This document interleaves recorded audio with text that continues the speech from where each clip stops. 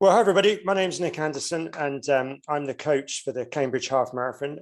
You'll see behind me that I own a business called Running With Us, and myself and Siobhan and my team look after runners all the time, every day. And we've just had a really busy weekend with the London Marathon and all the build up to races and events recently. But of course, you guys are looking forward to running the Cambridge Half Marathon on the 17th of October. So welcome to all of you at TTP. I really hope your training's gone well. I hope you've found the plans we've put together or other plans you've been using, whether you're a first timer, somebody who's run it before but looking to improve your time, or someone who's pretty speedy and experienced. I just hope the plans have been useful, our training guides, our tips, and above all else, your training's been okay. We're 10 days or so out from the event. We've actually a little bit more than that, just almost 2 weeks. And we're kind of into that final phase now of tapering. Less becomes more, but at the same time, making sure you get these final bits and pieces right so that the day can go really, really well. A few bits from me before I answer a load of lovely questions you've sent me. The first one is, you're not going to get, and this is perhaps bad news, but I just want to say it how it is, you're not going to get any fitter between now and event day. If we assume you're watching this and it's 10 days before the event, really the human body, when it trains, the muscles break down and we repair the tissue through good nutrition, good rest. And that process, although you can feel a bit better a day or two later, the real fitness gains are made over a couple of weeks or so. So the training you do today hasn't really got time to come out in the system. Hence, there's this wonderful thing called a taper where less becomes more, perhaps 2 weeks before a half marathon. So your final long run, I'm hoping, would have been last weekend or the weekend before. And now your long runs are a little bit less, or they're going to be this weekend. And really, your training next week, in the actual week of the race, will taper even more. You may still go out the same amount of times as you normally would for your running. So if you run 3 or 4 times a week, still go out and do that. But you're not going to do such hard or long training sessions you might have done. You might cut that to 30-minute easy runs, 45 minutes if you're used to that. There might be on Tuesday next week, say, or Wednesday, something where you practice your planned race pace, or if you're more experienced, do some intervals, perhaps something simple like 4, 5, 6 times 3 minutes, perhaps a little bit quicker than race pace, but not too hard, with a sensible recovery, a good warm up and a good warm down, just to turn the legs over and keep everything moving. But at the same time, nothing massive that's going to leave you feeling really tired and not recovered for race day. The most important thing now is that you arrive at race day on the 17th healthy and feeling really fresh. So I promise you, even if you've been behind with training, you've missed some days, some runs, some weeks, whatever it's been, you are much better to arrive fresh and healthy on the day, and perhaps only 80% fit, than you ever are to arrive tired and perhaps 110, 120% fit, because the tired runner will definitely struggle and will definitely feel slower, and it will all seem like hard work really from halfway onwards, if not more. Whereas a fresh runner will feel good if they pace themselves, but maybe just adjust the goal and keep it realistic and pace yourself all the way around. And great things happen when there's bags and bags of energy. So taper well, really focus now on some extra sleep. So if you can get some early nights, that's going to make a difference to the way you feel and the way you perform in the day. Try definitely next week to snack and graze well through each day. So have your normal healthy breakfast, lunch and evening meal, plenty of good carbohydrates in there, your rices, your pastas, whole grains, everything that's going to give you energy. And then really in the last few days, absolutely make sure that we don't suddenly miss a meal, miss our snacks, because any sort of dent in your carbohydrate stores, any missed meals is going to make a difference to the way you store glycogen a few days later. And glycogen is your carbohydrate stored in the muscle. And that's where your energy comes from. So if you damage those stores in the last 2 or 3 days leading up to the event itself, that will make a difference to the way you feel on event day. So early nights, if you can, maybe this week and certainly next week, and really focus on good quality nutrition up until race day. Don't make the mistake as well that I've seen people make time and time again, and that is because your training's less, suddenly we think, well, maybe we'll eat a little bit less because we don't want to suddenly put on a few pounds. It's not the way the body works as well. Again, you need to keep everything normal, keep your metabolism feeling the same. And really, the whole point of the taper as well is that your training comes down, but you continue to eat normally and your rest goes up. And from that, we then see this thing called a super compensation sort of phase where your body does this final bit of tapering and actually can then suddenly feel fitter because those final bits of recovery and adaptation take place and the fitness goes up. So keep eating, snacking, grazing really well right up until race day itself. And the day before, definitely eat foods you've been really used to before your long runs. Perhaps the evening before, have your favorite pasta or rice type meal. Reduce the fiber just a little bit because that's not really going to help you the following morning and might be the reason why you're diving into the portaloos a little bit more often. And maybe even reduce the protein a little bit the night before as well, because protein's not going to be a fuel that you're going to use on race morning. Carbohydrate is, so you can put on a little bit of extra carbohydrate on the plate if you take the protein off, and that's going to be sensible the night before. Race morning itself, focus on foods that you've eaten before your best long runs. I'm hoping that's going to be maybe your porridge and a banana, your bagels or toast and a banana, whatever it is, but good carbohydrate that you absorb well, doesn't give you any tummy issues. And I would actually snack and graze on that a bit in the morning, perhaps 2 to 3 hours before the start, and then even take a bit of an energy bar or a banana or something with you and nibble on that occasionally up until about an hour before your race is due to start. That way, you know that your carbohydrate stores and energy stores are at their maximum, really, as you get on the start line, which is key.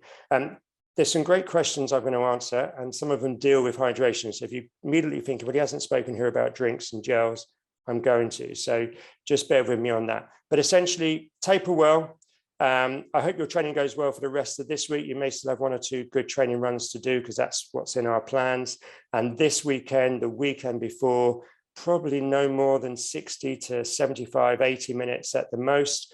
You might put a little bit of half marathon practice into your run on Sunday, still in the later stages, just to keep the legs moving. Or you could even this weekend say, do you know what? I'm going to go and do something speedy. On Saturday, I'm going to go and do my local park run, 9 o'clock in the morning, 5K. And I'm going to go and do that, warm up well, do my 5K park run faster than my planned race day pace for the half marathon, and give that a bit of a go, because that will boost my VO2 a little bit. That will give me a bit of confidence, I hope, and just give my legs a little bit of feeling of speed. Then a good warm down, run on Sunday, weekend's done, and then we're into race week. Okay, so all of you guys, I look forward to hopefully seeing you next year when we can do a proper training day and maybe some more Zooms. But here goes with some of your questions, and there's some really, really good ones. So Simon has said, if you're planning on taking gels or similar during the run, is there an optimum time to take these? Are there any tricks for staying correctly hydrated during the run? Okay, so gels and drinks. I said I was going to mention it, and it's a great question, Simon, that really relates to everybody on race day. First thing in the morning is make sure you are hydrated before you start. So have your normal cup of coffee in the morning and wake up, whatever that's going to be, and then just sip on a bottle of something like water, but with maybe something like a high 5 zero tablet dropped in to make sure you're hydrated. There's no extra calories in the zero tablet, but the sodium, potassium, and magnesium is in there, which are the key electrolytes you need to make sure you really are hydrated well and the body's in balance before you start. So you could sip on that from time to time throughout the morning to help your hydration before you race. Probably then half an hour to an hour before, reduce that and stop, because you'll be needing to go to the loo all the time through the race, if not. Then when the race starts, you'll notice that people go speeding off. Some people even have a gel on the start line. That's fine if they practice that. And if you've done that in training already, do that, because that would just push your blood sugars up a little bit if that's you. If you haven't tried that, don't do it. The real key with gels is to take them probably about 30 to 45 minutes into the race, certainly in the first hour in a half marathon. And when you take it, don't just tear the top off and whack it all down and think you're on some kind of Jaeger bomb Club 18 to 30s holiday here where you've got to down everything as quickly as you can, because that means 60 grams of sugar is going to travel through the gut and then need to be absorbed. And the body can't absorb it very well when you're running and everything's moving. And that's when you get the stomach cramps. That's when the gel can go north or south as well. And it just becomes uncomfortable. So tear the top off, sip a little bit, keep running. Sip a little bit more, keep running. And really that gel might take you a few minutes, 5 minutes or so to consume whilst you're still running or run walking during the event. I would then consider, if you're going to be out for longer than 90 minutes, out for longer than 2 hours, definitely taking another gel, perhaps at about 90 minutes. So you've taken one every 30 to 45 minutes, that would mean. And if you're going to be out for longer than 2.5 to sort of 2 3/4, 3 hours, then you're going to take another gel, perhaps at around about the 2 hour mark or just after. So every 30 to 45 minutes, and take them slowly. If you really don't get on with gels, most people don't get on with them because they take them too quickly. But if you really don't get on with them, then try some shot blocks. So shot blocks, people like Cliff Bar make them. High Five do some things called gummies, actually, which are really good. And they're basically like jelly baby sweets, but have got the sodium, potassium, and magnesium in, like your gels that you need to stay hydrated as well. So they're really, really good for you in terms of the hydration factor in the race. Drinks, this is going to be a bit down to choice, but the big thing is don't drink too much. Drinking too much water and too much fluid will overhydrate you, or possibly start something called hyponatremia, which is where you start to flush all of the good minerals out of the system. You don't want to be doing that. You would be so much better always to try and drink almost to first or just ahead of it. So you might sip on something every, say, 5K at the actual event. And I think this is perfect, to be honest with you, for a half marathon. There's drinks which are bottles of water, so they're totally hygienic for you. Take the bottle off and run with it. There's drinks at 5 miles, and there's a drink at just over 11 miles. So that's nicely spread, gets you through the final stages and gets you into the middle part of the race. If you combine that with your drink strategy, sorry, your gel strategy or energy strategy, then that will be really, really good. If you need it any more than that, you're going to need to take it with you. But looking ahead at the long range forecast, it looks to be pretty cool around about the 17th, and could be about somewhere between 10 and about 15 degrees, which is perfect for running. It's not going to be too warm, and really the drink at 5 miles and the drink at sort of 10 to 11 miles is going to be ideal. So Simon, great question. I hope that helps everybody else as well. If you haven't practiced taking a gel in training or doing a drink while you're on the move, this weekend, try it in your final long run of 60 to 75 minutes, just so you've experienced what it feels like to take it, and particularly doing the gel on the move. That is a bit of an art form, and you just want your body to feel comfortable and to have experienced it before you do it on race day. Jonathan's got a great question. Thank you, Jonathan. Any recommendations on the use of caffeine before the race? So if you're used to caffeine, definitely have your coffee, whatever it is, in the morning, get yourself going. I think caffeine works really, really well. Yes, it's a stimulant, but it's totally legal. And basically it will deliver nutrients that it's mixed with to the system more quickly, and it keeps you really alert and sort of fired up, which is pretty good and very, very useful, particularly in the later stages of the half marathon when you could be getting more tired. So you'll notice that some of the gels that are out there have caffeine in them as well. My advice there would be, if you've tried the caffeine ones, yes, do it. If you haven't tried them, try one this weekend, but make sure you get on with caffeine anyway.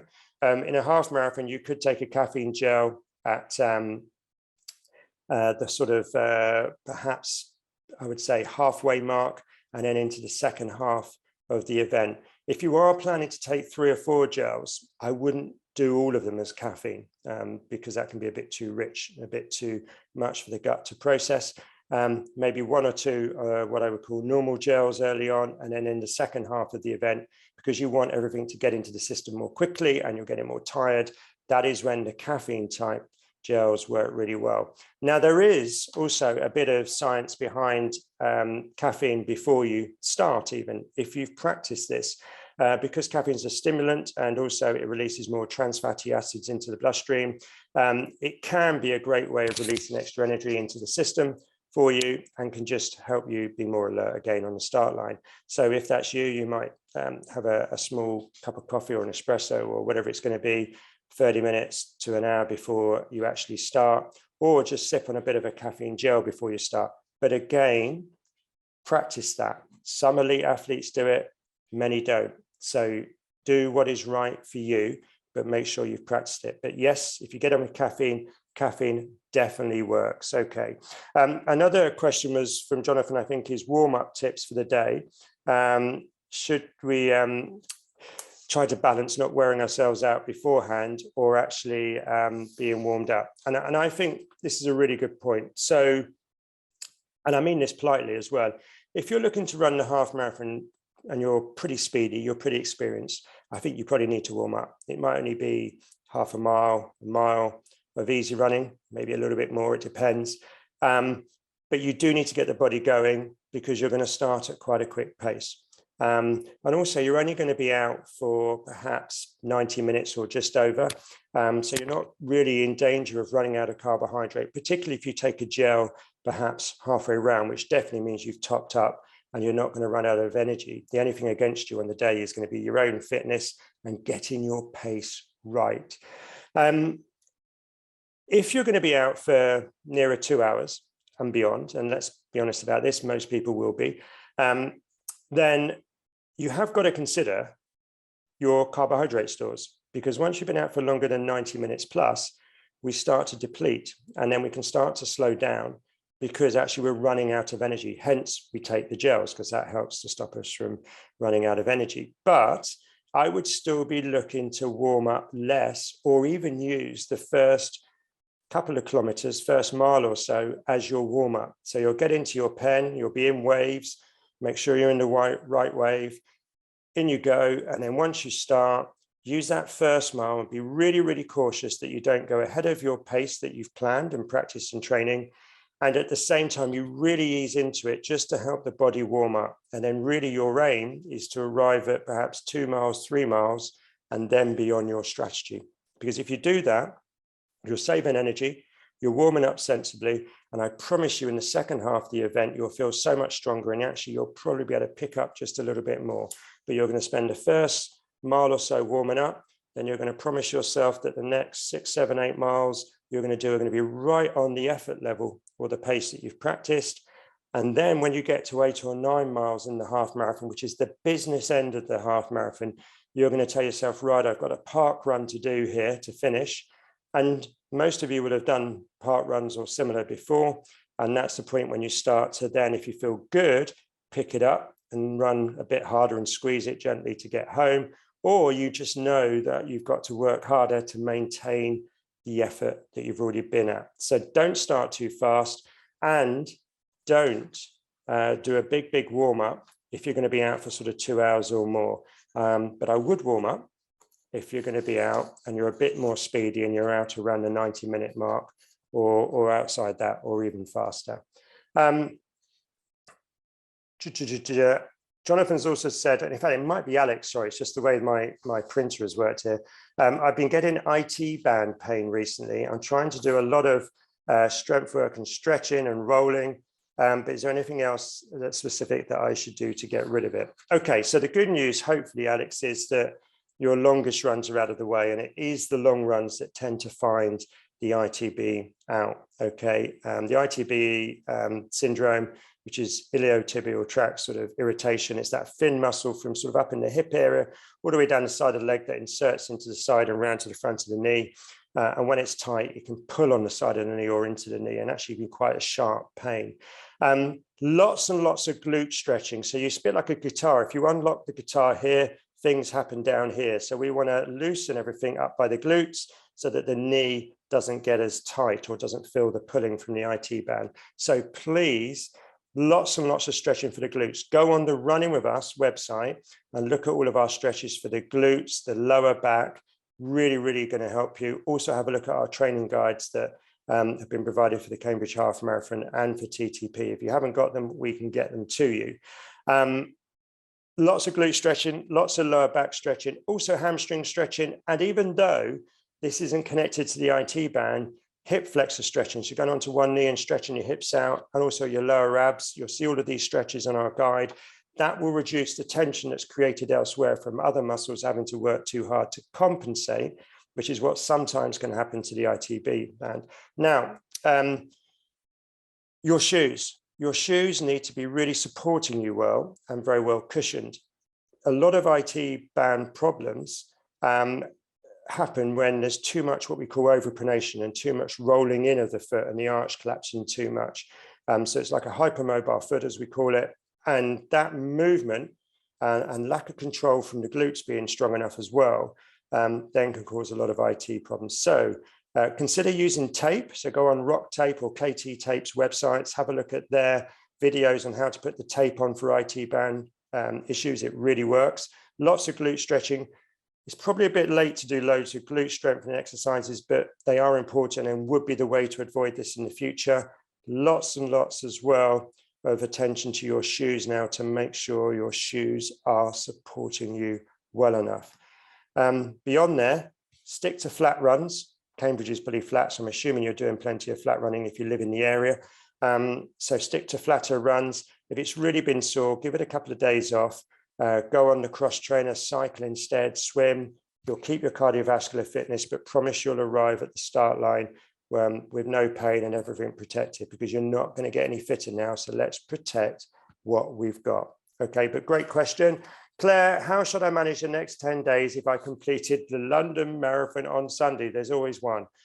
In fact, there's loads of you at the moment because there's suddenly been loads of races available. So you've done London, but you want to get the value out of the other ones you're due to take part in and you love running. So great.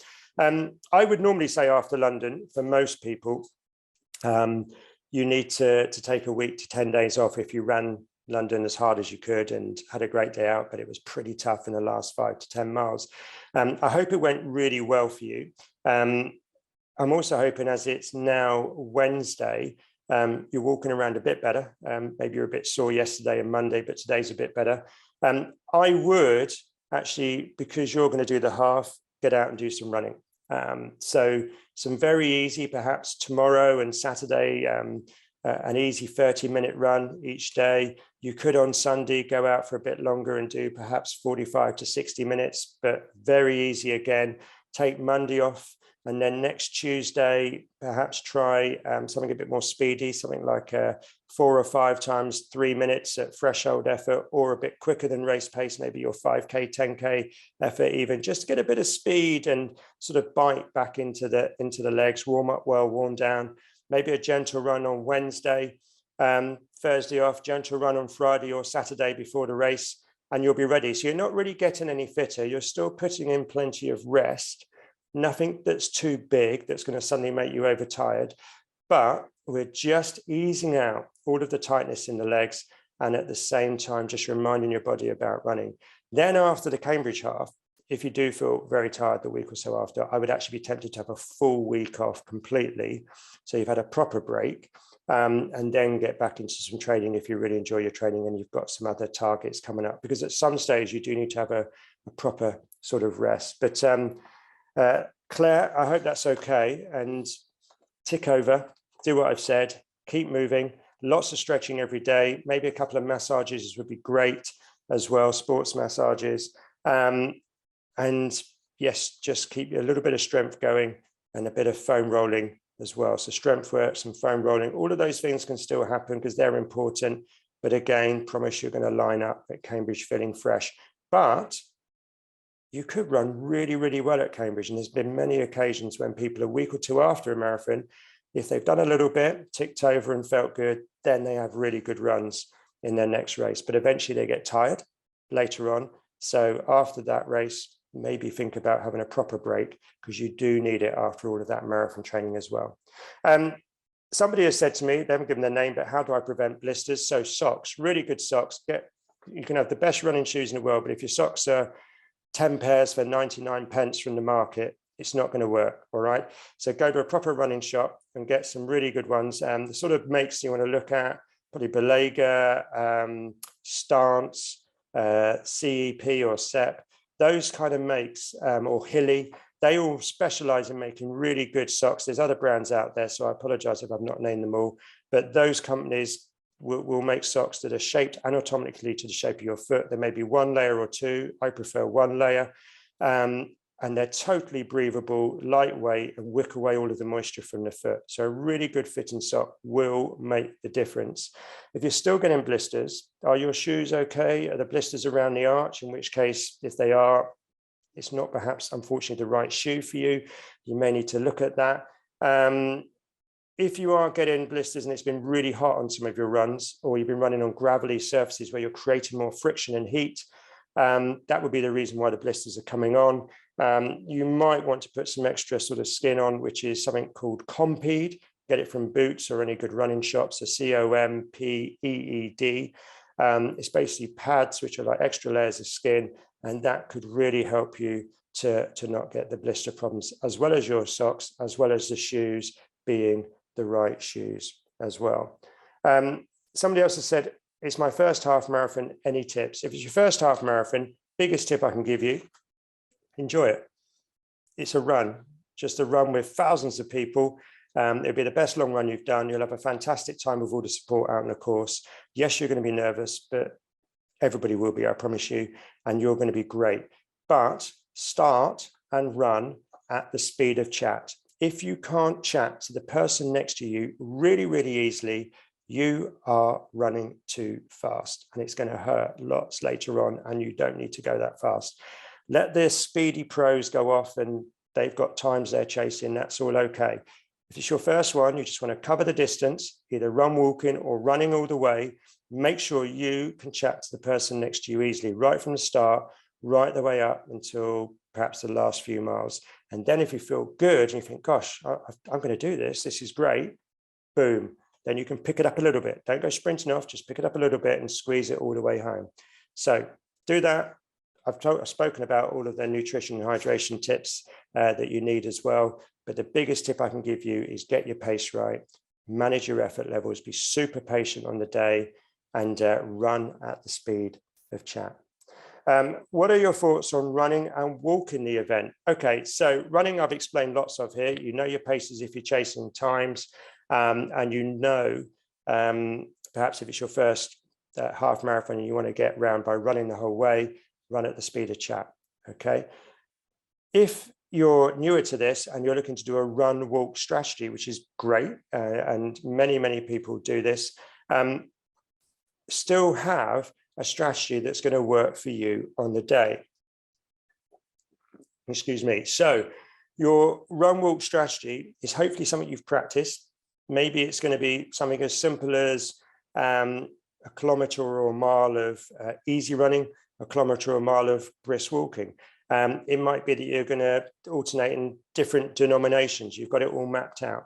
But whatever it is, don't do the classic mistake of running as far as you can to exhaustion and depletion, and then just trying to run walk home, because that's really hard work in the later stages, and you'll hate the distance. Your day's not much fun because you just don't feel good at the end. You feel really drained, depleted, and awful. So whatever your run walk strategy is, yes, it will work. I promise you, it's really cool, but be a positive strategy person with this. So right from the start, I've mapped out my kilometer easy, kilometer brisk walk, kilometer easy, kilometer brisk walk, or whatever that's going to look like. Perhaps it's 5 kilometers easy, 1 kilometer brisk walk, 5 kilometers easy, 1 kilometer brisk walk, whatever it's going to be. Still do your gels, still do your energy, still do your drinks, because you need them just the same. You're working just as hard.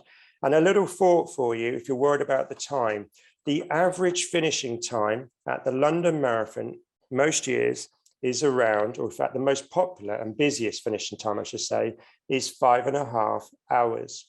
Now, if you run walk, and I had loads of people do this at the weekend in the marathon for many of our charities, if you run walk okay, the average finishing time for somebody who run walks, depending on how much running and how much walking you do, is 5.25 to 6 hours.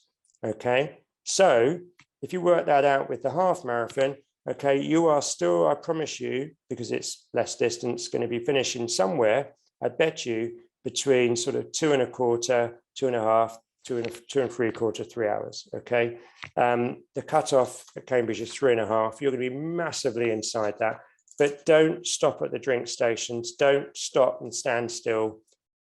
Brisk walk, easy run. Brisk walk, easy run, and it works. Okay, Susie has asked, for those inspired to take part next year and have never run before, just excuse me, this goes on to 2 pages. How should I start my training? Okay, so if you're going to do it next year, and it's next spring, by the way, it's in March, you've got bags of time. So if this has been your sort of, I like what everybody else is doing. They're all doing this half marathon. This is cool. I'm inspired. I've just watched the London Marathon as well. I want to do the Cambridge half for TTP. This is my moment.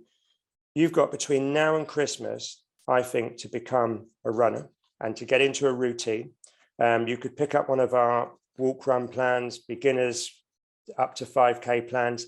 I would actually set yourself a target that in 6 weeks' time, you're going to run 5K. And by Christmas, you'll have done or you'll have entered a 10K over Christmas as a period of time or just before it. So you've got this kind of landmark and goal to achieve by Christmas.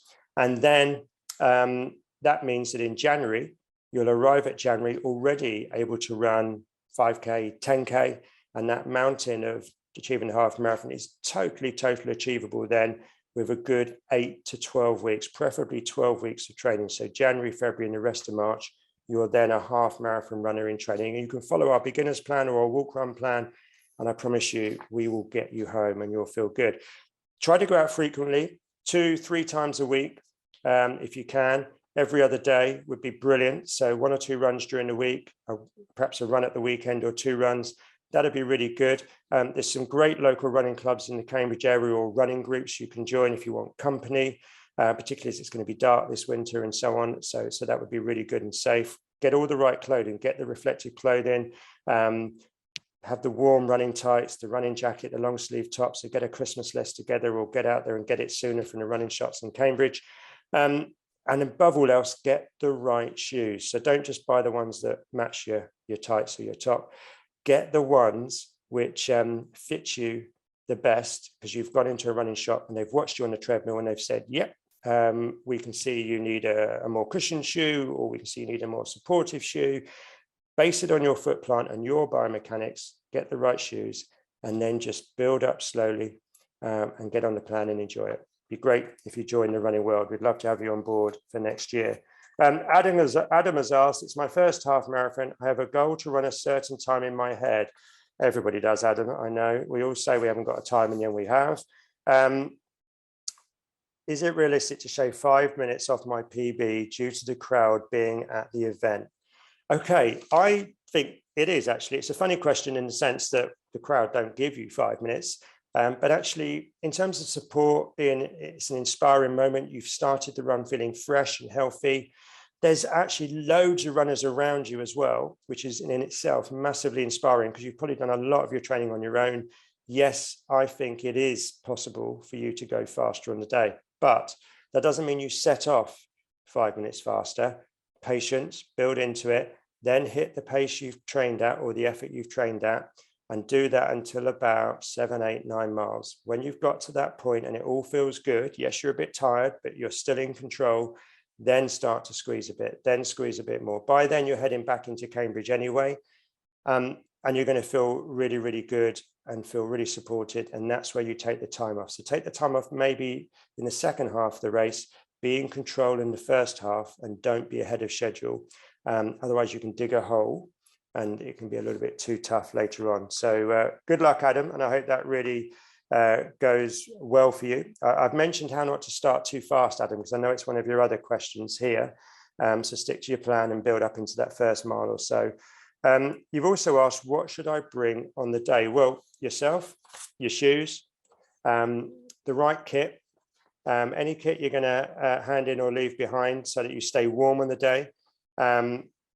Make sure your number's on and you filled in the back of it with all your identification and everything that you need to help the marshals and referees. Any gels you need, bring them with you. If you're going to get there 90 minutes before, be nibbling on a snack until maybe an hour before. And essentially bring bags of energy, bags of enthusiasm, and bring a plan that's going to work for you. But you're going to have a great time. It will go really well, Adam.